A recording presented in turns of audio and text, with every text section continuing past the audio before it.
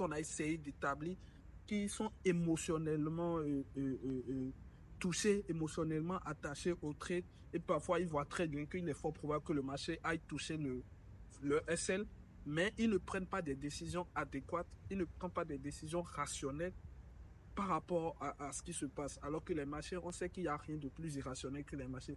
Et c'est vraiment le fait de ne pas respecter leur gestion de risque, de prendre des risques démesurés qui fait qu'ils font des erreurs. Et ça les induit à faire des erreurs et ils restent attachés émotionnellement. Du coup, je définis à l'avance ce que je dois risquer sur chaque trade. Et aussi, troisième position, j'ai un nombre de pets, c'est-à-dire mm, mon, ma pets maximale journalier, je l'ai défini à l'avance. C'est-à-dire, dès que je prends un premier trade, je touche un SL, je prends un deuxième trade, je touche un SL. Peut-être, je sais pas, très souvent c'est 2 SL par jour. Peut-être une troisième fois, si je touche encore un SL, j'essaye de fermer les graves. Je sors, je vais quelque part, me distraire et tout, le temps de ne plus penser pour ne pas trader. C'est très, très important. Alors voilà, euh, les 3 premières règles que j'utilise pour avoir une très bonne gestion du risque.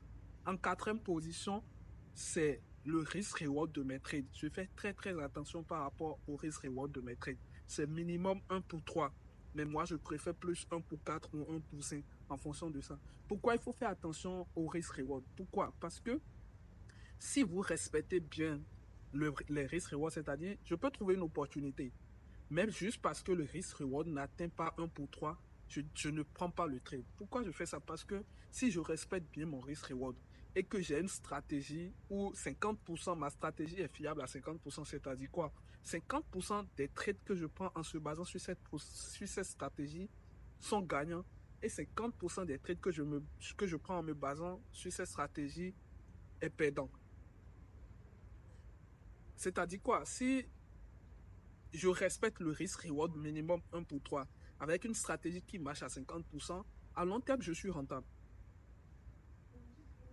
À long terme, je suis rentable. Je pense même, si, je peux même dire 60%, c'est 60% des trades que vous prenez, que vous exécutez sur les marchés en se basant sur une stratégie est perdant et que 40% est gagnant et que vous avez une très, vous respectez le risque-reward minimum de vos trades qui est de 1 pour 4 ou 1 pour 5, vous pouvez vous en sortir, vous pouvez être rentable à long terme.